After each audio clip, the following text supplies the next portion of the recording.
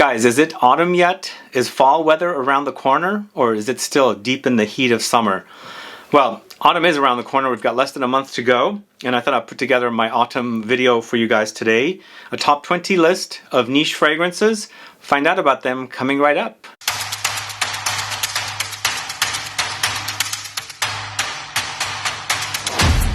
Thanks so much for tuning in. This is Sebastian. Yes, today we're talking about autumn fragrances, and I'm focusing on niche in this video.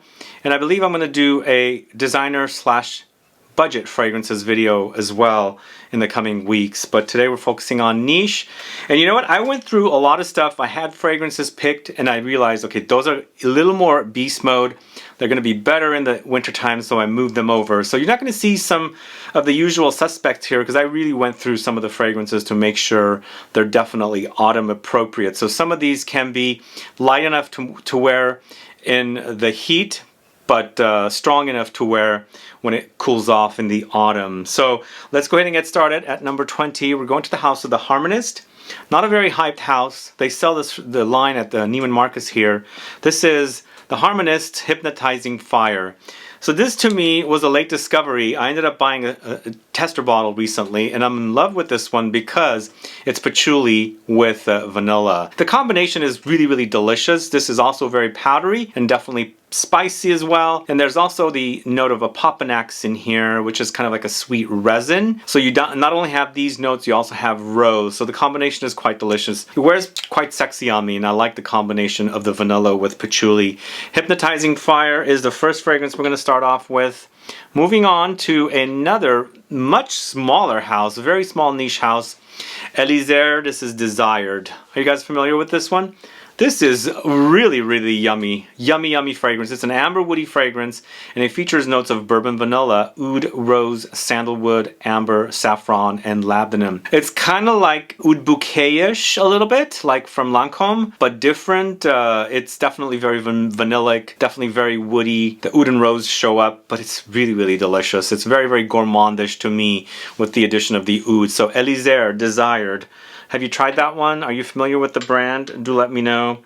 So some of the fragrances you're probably going to wonder, why have they moved around? I had to move a lot of things around in this list. So some fragrances that might have been at the top are kind of in the bottom.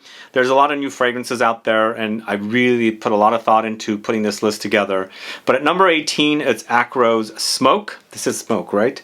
Yeah, it's Smoke. Smoke is really great, and for me, Smoke, I believe, well, for me, I don't believe, I know it works for me in the hotter days. So I would wear Smoke in the warmer autumn months or days because I just love this particular fragrance in the heat. It opens up blooms and it smells fantastic. And when it's warm outside, the heat kind of blooms this fragrance, and it kind of removes the smokiness and kind of starts reminding me a little bit of tobacco vanille. So it's kind of amber, woody, resinous, vanillic. It does feature Balkans tobacco leaves with nicotine, Cade, Benzoin, Tonka beans. So it's the benzoin that has the vanillic touches. When it mixes with the tobacco, it kind of reminds me a little bit of tobacco vanille, but it's really delicious.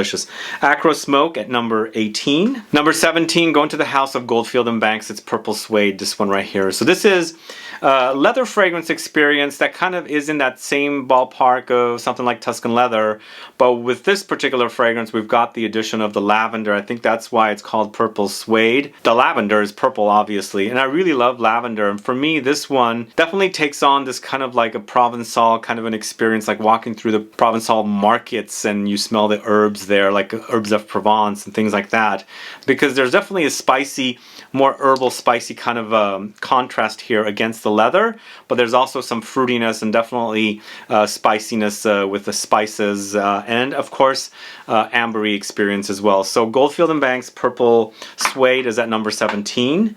This next one is a brand new one from the house of MANOS GERAKINIS. This is Methexis.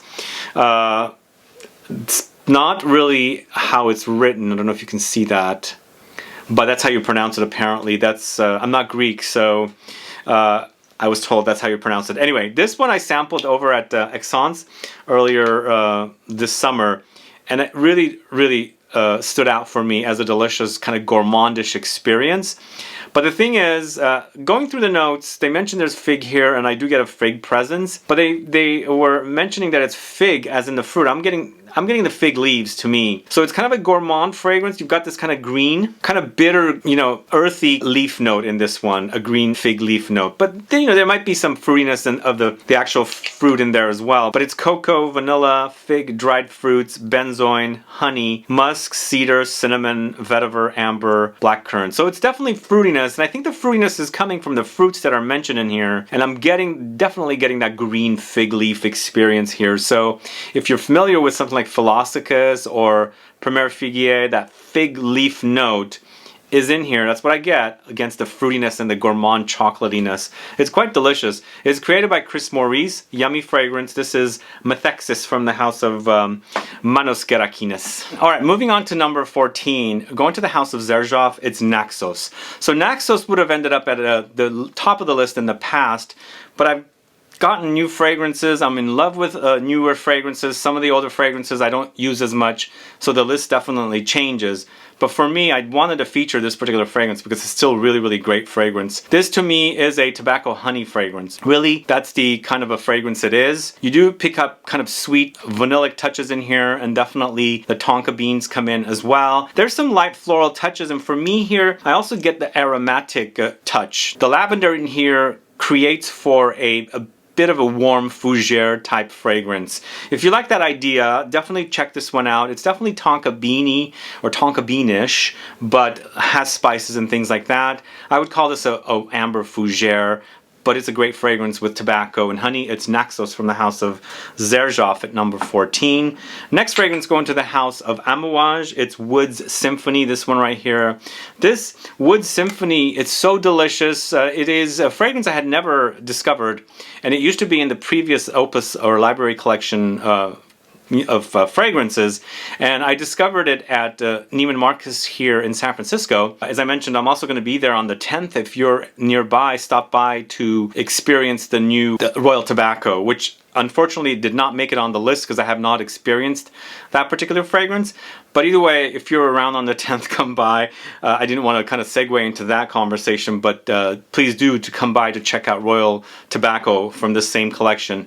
But I completely had dismissed this fragrance when it was in the other collection, but I discovered it at Neiman Marcus on my last AMOUAGE day there in Neiman Marcus, and I couldn't understand why I completely dismissed it. Maybe I just didn't have access to it, but it's a really, really delicious fragrance with lots of woods. That's why it's called Wood Symphony. It's also created by Jacques Cavalier. It features rum, it features Orris Concrete, Orris Absolute, Jasmine, Oud, Civet, Dry Woods. It does get a little musky animalic into dry down, but it's bearable. You might be a little sensitive to it. Check it out before you buy a full bottle, but I feel like it's a great scent. It's AMOUAGE Wood Symphony at number 13. Moving on to the house of Jovoy. This is Incident Diplomatique, this one right here.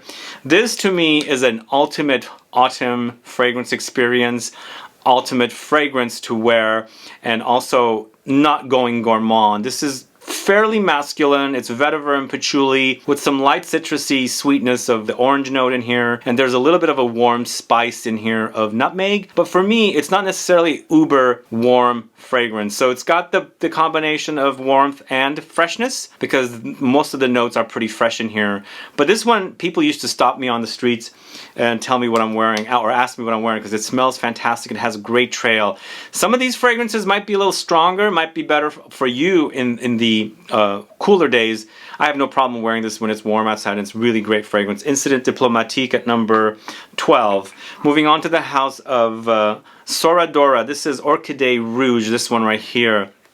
And this particular fragrance is a boozy vanillic fragrance experience with the idea of nuttiness from almonds. There's rum here, there's caramel, there's benzoin, there's vanilla, heliotrope, almonds, elemi, orange, and musk. Great delicious fragrance where you have the almondiness and the bitterness in here from the nuttiness of the almonds. You've got that kind of booziness from the rum. It beautifully blends with the vanillic sweetness and of course the powderiness from the heliotrope. Heliotrope is powdery, it's a flower. It has these kind of almondy nuances, so it complements the fragrance and holds everything together beautifully. Don't forget the benzoin in here to add this kind of resinous ambery experience as well. This is Soradora Orchidée Rouge, a quite delicious fragrance. Alright, moving on to number 10. This is Mise en Cere's Très Cher. Did you guys catch my top 10 Mise en Cere fragrances video? I featured this in that video. It's a fairly new discovery for me, and it's really a wonderful fragrance experience where you have this warmth of vanillic notes and then freshness from white flowers. There's also musk in here and quite a delicious fragrance, you know, to wear in the autumn months. It features notes of bourbon vanilla, exaltone, which is musk, sandalwood, ambrox, which is a woody amber experience, paradisone, which is jasmine, and then there's also jasmine sambac. So you've got white flowers against these kind of ambery, musky notes and woody notes, and then you've got all that vanillic and musk in here. It's powdery, but it is really a wonderful fragrance. Perfect for wear in the autumn when you want some coziness. You want to kind of stay at home and enjoy home and relaxation, and you know, wear something very comforting at the house when it's getting cool outside and you got this like warmth blanketed all over you. So Mise en Cere Très Cher at number 10. That one might lean a little feminine, but did not mention earlier, these are all unisex fragrances. Moving on to number 9, going to the house of Laboratorio Olfativo. It's Vana Gloria, this one right here. Now this one, it was one of my favorite offerings from last year, 2021.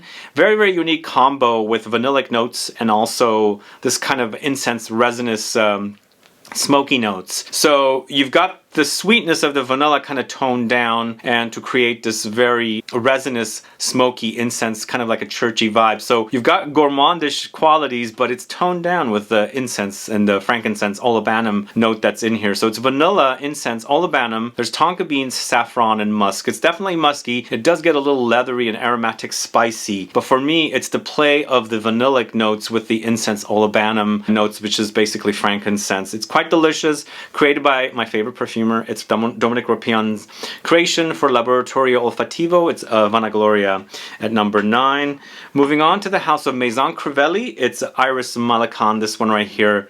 Yeah, this is probably my favorite Iris fragrance as of late, since 2020 when this first came out. I really grabbed onto this and really fell in love with it because the iris is so beautifully gorgeous and a little leathery and also powdery, buttery, and then you've got that galbanum note in here to really beautifully contrast against that powdery, buttery iris note. So it's quite delicious that way. But you've got orris, mastic, vanilla, leather, cypress, amber, galbanum. Eventually it becomes kind of an ambery experience and a leathery, but if you like the idea of a buttery orris, powdery with vanilla and of course galbanum, try Iris Malacan. A delicious fragrance if you haven't tested it out yet.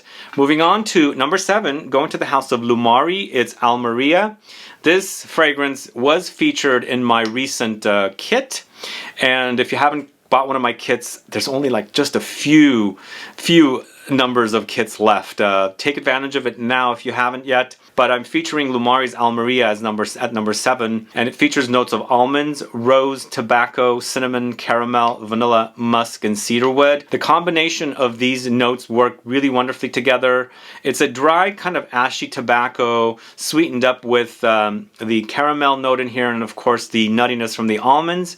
There's a little bit of like a warm spice of cinnamon in here, and of course vanilla comes in to sweeten things up as well, but you can definitely pick up the ashiness of the tobacco, the woods that are chopped like experience here, chopped woods presence in this particular fragrance, but a wonderful fragrance to wear. And again, it was featured in my kit. Please go buy that if you haven't yet. There's probably only 7 left of the 350 kits that we had launched. Anyway, this is Lumari's Almeria at number 7. Moving on to the house of Scents of Wood. This is Plum in Cognac, this one right here.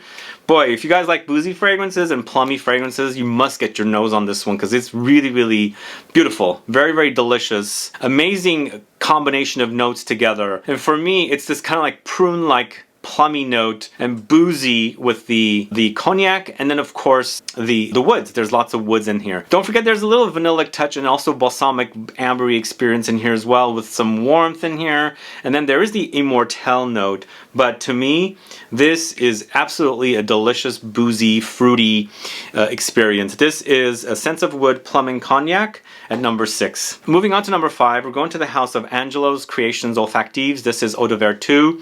Now this to me, I'm featuring it here at number 5, and it was also featured in my Scent Club kit number 1. And I wanted to highlight it here. I think this is a perfect fragrance to wear when it's warm outside. Warm, Warm Days in the Autumn. This is really, really perfectly sexy, green and musky. Features notes of mimosa, mineral accord, ginger, galbanum, hinoki wood, lily of the valley. So it's definitely got a green vibe. It's got definitely kind of has a mineral-y quality. Very, very musky and powdery as well. And for you, in the heat, it totally comes alive and it leaves a very, very sexy trail. It's Angelo's Creations Olfactives Eau de Vertu at number 5. Sadly, I do not have any kit number 1 left. All sold out of that one. All right, moving on to number 4. Going to the house of Sarah Baker. It's Ludo. Ludo was also part of my kit number 1, Scent Club kit number 1. Unfortunately, it's completely sold out. But this is another fragrance created by Chris Maurice on the list. I've got one more coming up too. This to me is this kind of a oody, woody, lightly animalic gourmand experience with kind of the petitgrain contrasting throughout the fragrance. So you have this little bit of gourmand and fruitiness, the white chocolate and cherry. In fact, I don't get a lot of gourmand with this one. It's faint, but it really is nice contrast against that woody oodiness and of course that light animalic experience. Some people say it's quite animalic, some people say it's not. For me, it's minimal and I like that contrast. I like a little bit of animalics, especially from the oud in here. But there's also an orange blossomy experience, and then there's also that petitgrain touch in here as well. The petitgrain is the green bitter leaves of the bitter orange tree. So it's a wonderful fragrance. If you haven't caught this one, do go catch it. Go sample, get a sample. It's Sarah Baker Ludo at number 4.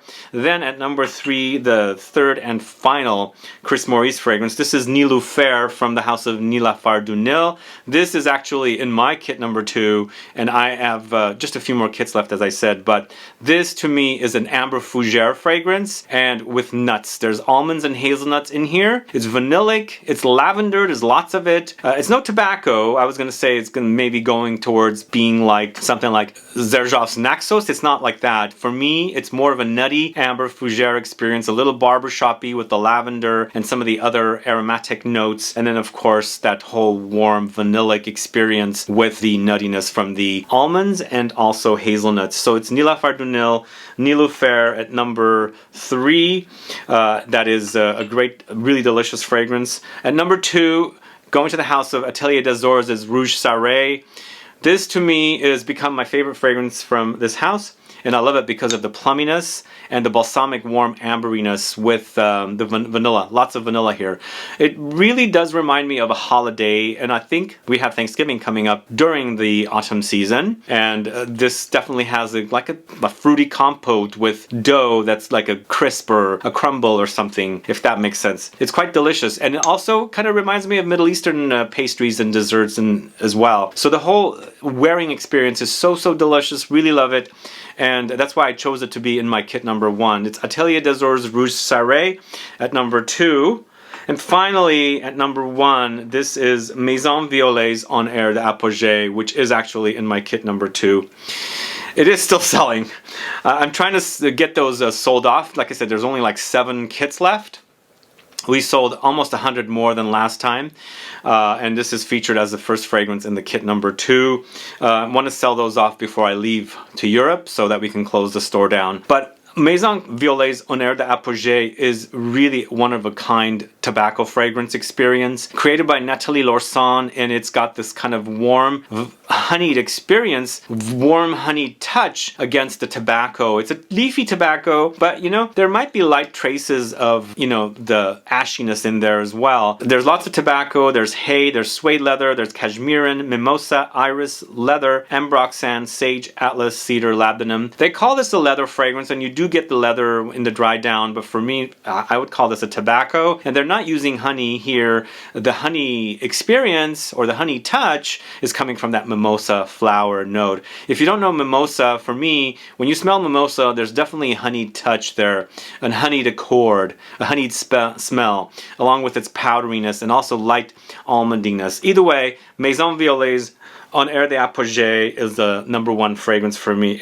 I think it's a perfect autumn fragrance wearing experience, and also I chose that to be in my kit number 2 because I wanted more like autumn fragrances in that kit. But either way, guys, that's all I have for you, my top 20 autumn fragrances in the niche world. all unisex fragrances. Have you tried these fragrances? Do you enjoy them, or have you been curious to try them? If you have any questions or comments, please do list below. Please like this video, please share it, follow me on Instagram and Facebook, and I'll be back with more videos very soon. Have a good one. Goodbye.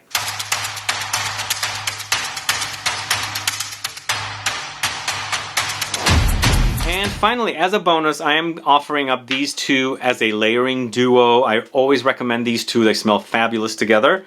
It's Nishane's Hachivat and 100 Silent Ways together.